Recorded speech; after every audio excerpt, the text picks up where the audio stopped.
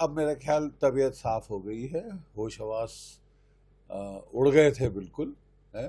और ड्रामा कर रहे थे कि और भंगड़े कर रहे थे जीत के।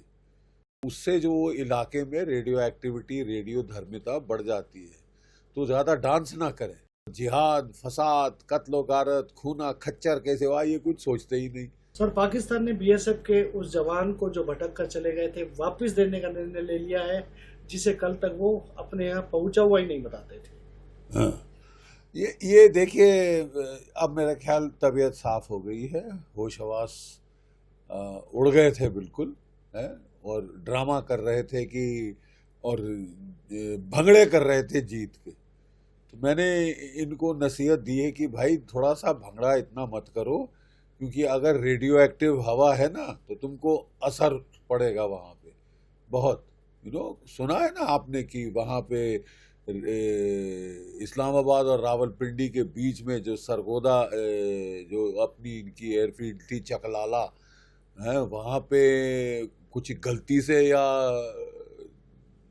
सही सटीक निशाना लगाकर वो इनके जो न्यूक्लियर स्टोरेज डंप थे वो उड़ गए हैं लगता है।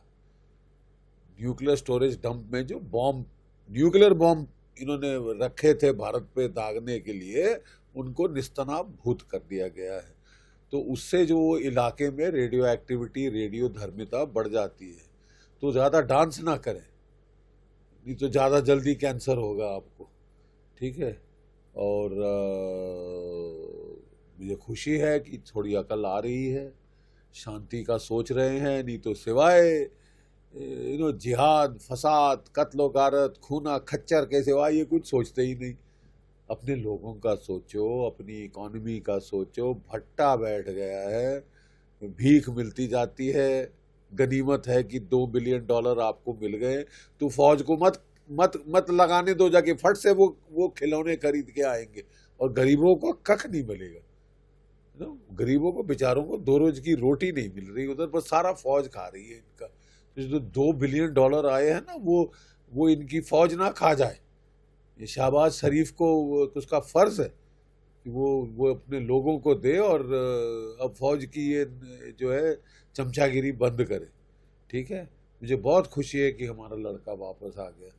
और कई बारी मन में ख्याल आता है, अगर हमारे पास इनके और भी हैं, सुना है कंफर्म तो नहीं है लेकिन उड़ती फिरती खबर है कि है, तो हम कुलभूषण यादव को भी वापस मांगे।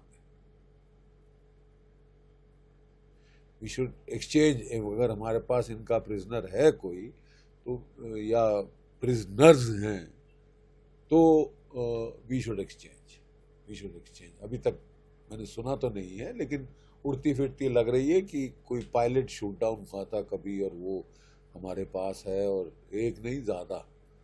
सो वो भी चाय पिलाने का टाइम आ गया है।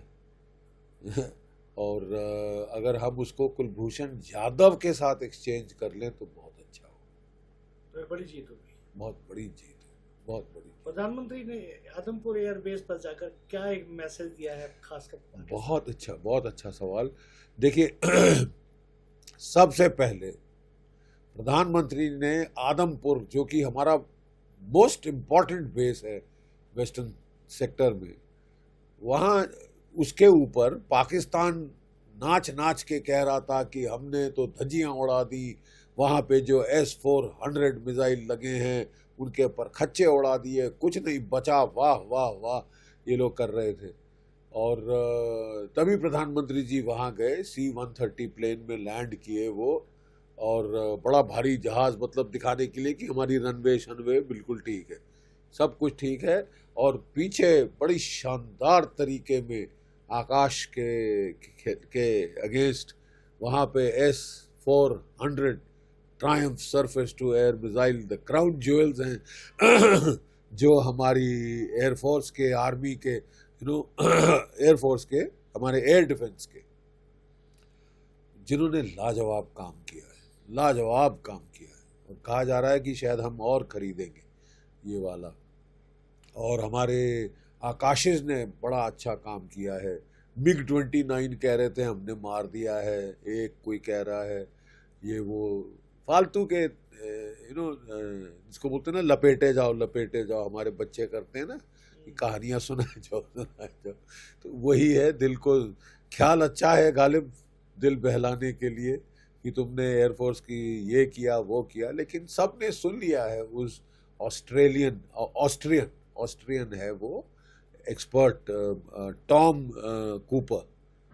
कूपर, उसने सारा पोल खोल दिए।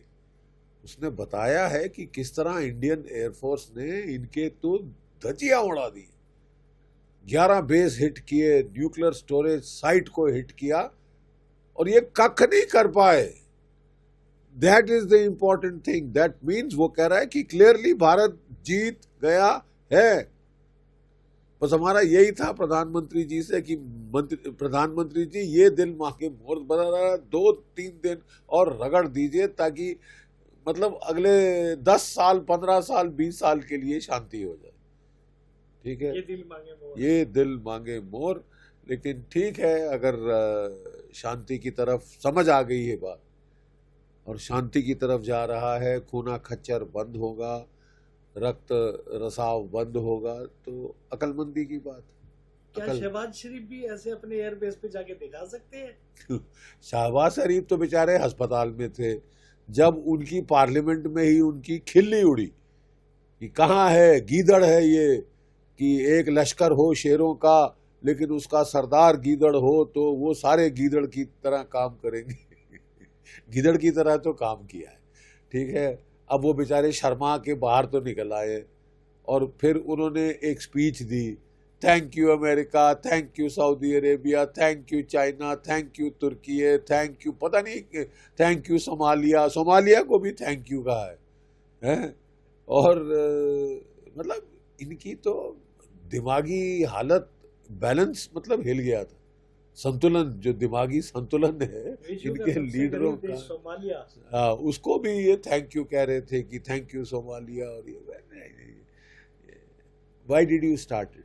अगर नहीं सह सकते थे, अगर मार ही खानी थी तो शुरू क्यों किया? ठीक है, लेकिन अब मुझे विश्वास थोड़ा आ रहा है कि सबक हमारे जो स्टूडेंट हैं वो सीख गए। जो हमारी फौज ने पाठ पढ़ाया है वो समझ आ गया है, लगता है। It is sinking in slowly. अब मेरा ख्याल तबीयत साफ हो गई है, होश हवास उड़ गए थे बिल्कुल, है, और ड्रामा कर रहे थे कि, और भंगड़े कर रहे थे जीत के। उससे जो इलाके में रेडियो एक्टिविटी, रेडियो धर्मिता बढ़ जाती है, तो ज़्यादा डांस ना करें। जिहाद, फसाद, कत्लो गारत, खूना खच्चर कैसे हुआ, ये कुछ सोचते ही नहीं।